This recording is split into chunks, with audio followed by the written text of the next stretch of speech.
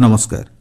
सुदूररू सदर अपहंच अंचलर स्वर उत्सव महोत्सव सभा समिति समारोह प्रगति दुर्गति और संगतिर अभिव्यक्ति को नहीं आंचलिक संवाद विभाग पक्षर प्रस्तुत करुछु जिला हालचाल। आज जिला हालचाल शुणु केन्द्रापड़ा जिला संपर्क में तथ्य देइचंती आम केन्द्रापड़ा संवाददाता निहार रंजन साहू और उपस्थापन मु सत्यव्रत बेहुरा। केन्द्रापड़ा प्रदक्षिण भवन में केन्द्रीय बजेट 2026 उपर शिल्पमंत्री संपद चंद्र स्वाई सांबादिकों सह मत विनिमय करिसेंती। एही बजेट एक लोकाभिमुखी बजेट एवं बजेट्रे महिला कृषक जनजाति मध्यवित्त वर्ग को सशक्त करने गुरुत्व प्रदान करा जायछि और एथिरे व्यवसायी एसएमएसई शिल्प प्रतिष्ठा न्यूज इंडस्ट्री प्रतिष्ठा स्वास्थ्य सेवा भित्तिभूमि निजुक्ति शिक्षा और प्रतिरक्षा आदि क्षेत्र को प्राधान्य दि जायछि बोली शिल्पमंत्री कहिसेंती। ओडिशा को बजेट्रे 67,460 कोटी टंका प्रदान पर व्यवस्था रही जहाँ गत वर्ष तुलन में 3,052 कोटी टंका अधिक। एहिभଳି बजेट्रे बहु गुरुत्वपूर्ण लोकाभिमुखी निष्पत्ति ग्रहण करा जायथिबा नै शिल्पमंत्री सांबादिक सम्मेलन में तथ्य उपस्थापन करी कहिथिले।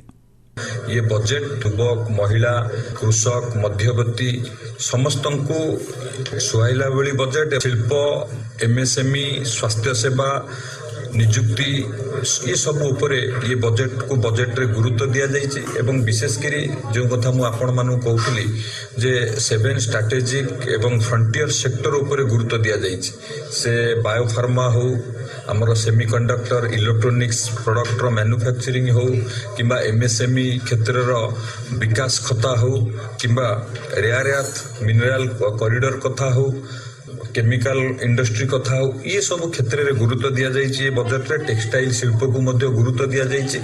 विकास हम सेतबेले युवक मानकर जो आशा आकांक्षा अच्छी ताकू पूरा करिबारे ये बजेट सफल हम एवं विशेषकर आम राज्य को एथिरे गुरुत्व दि जाइए। जो पूर्वोदय मिशन साकार हवाई जो रेयर अर्थ मिनरल कॉरिडोर भाव में ओडिशा को प्राधान्य दि जाइए। ओडिशा रे परमानेंट मैग्नेट आमर टाइटानियम ये प्रोडक्ट रे डाउनस्ट्रीम इंडस्ट्री सृष्टि हो पारिबो एवं ता सहित जातीय जलमार्ग उपर जो गुरुत्व दि जाइए आमर तालचेर अनुगुल सुकिंदा ये सब दे जेतबेले पारादीप धामरा बंदर को कनेक्ट करिवो निश्चित भाव में लॉजिस्टिक मूवमेंट रे बहुत कम खर्च रे लॉजिस्टिक मूवमेंट हबो एवं आ द्वारा मध्य व्यवसाय बढ़िबो आहुरी शिल्प प्रतिष्ठा हबो। रेलवे क्षेत्र रे मध्य ओडिशा को प्राधान्य दिया जाइए।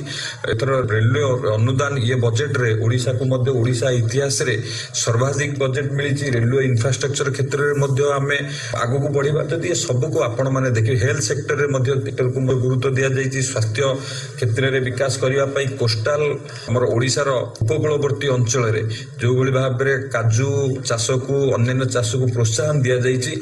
कृषक माने भी सशक्त हेबे। चलित मास 1 तारिखर आरंभ होइतिबा सड़क सुरक्षा संपर्कित सचेतनता कार्यक्रम उद्यापित हो जाइछि। 1 मास व्यापी सड़क सुरक्षा संपर्कित विभिन्न सचेतनता शिविर चक्षु परीक्षा शिविर रक्तदान शिविर कर्मशाला लोकनृत्य आयोजन सहित विभिन्न स्कूल और कॉलेज मानकरे प्रतियोगिता मान आयोजित होइथिला। स्थानीय संस्कृति भवन ठारे अनुष्ठित उद्यापनी कार्यक्रम में जिलापाल रघुराम आर आयर मुख्य अतिथि भाव जोगदे जीवन रक्षा और सड़क सुरक्षा सचेतनता को प्रोत्साहित करिबारे अनुकरणीय और निस्वार्थपर सेवा पाई 6 जन को सम्मानित करथिले। महाकालपड़ा ब्लॉक जदुपुर पंचायत कलागढ़ शिल्प प्रतिष्ठा को नहीं जनशुणाणी अनुष्ठित हो जाइछि। मशाकोणी बड़दाण्ड पड़ियाठारे अनुष्ठित जनशुणाणी रे जिलापाल अतिरिक्त आरक्षी अधीक्षक अतिरिक्त जिलापाल प्रमुख उपस्थित थिले। कलागढ़ ग्रामर 543.35 एकर बेसरकारी जमी शिल्प प्रतिष्ठा निमंते अधिग्रहण हेबो बोली जଣାपड़िछि। केन्द्रापड़ा स्वयंशासित महाविद्यालय आसंता 25 तारिख में जिलास्तरीय निजुक्ति मेला अनुष्ठित हेबो। एही परिप्रेक्षी में जिलापाल सम्मेलन कक्ष में प्रस्तुति बैठक अनुष्ठित हो जाइछि। बैठक में निजुक्ति मेला को श्रृंखलित और सठिक भाव आयोजन नहीं जिलापाल समस्त अधिकारी को निर्देश देइछन्ति। ओडिशा दक्षता विकास प्राधिकरण और जिला दक्षता विकास तथा नियोजन केन्द्रापड़ा द्वारा जिला प्रशासन सहयोग में होगा निजुक्ति मेला रे राज्य और राज्य बाहर केतक निजुक्तिदाता संस्था योगदान करने निमंते सम्मति प्रकाश करिसेंति। निजुक्ति संस्था मान द्वारा किसी प्रार्थी को सीधासलख निजुक्ति और आउ केते जन को निजुक्ति भित्तिक तालीम पर निजुक्ति देवार व्यवस्था रही। एही निजुक्ति मेला रे 18 रु 35 वर्ष बयसर जिलार इच्छुक प्रार्थी माने अंशग्रहण करिपारिबे। जिला हालचाल आज एतिकी। आसंता काली जिला हालचाल शुणिबे केन्दुझर जिला संपर्क में।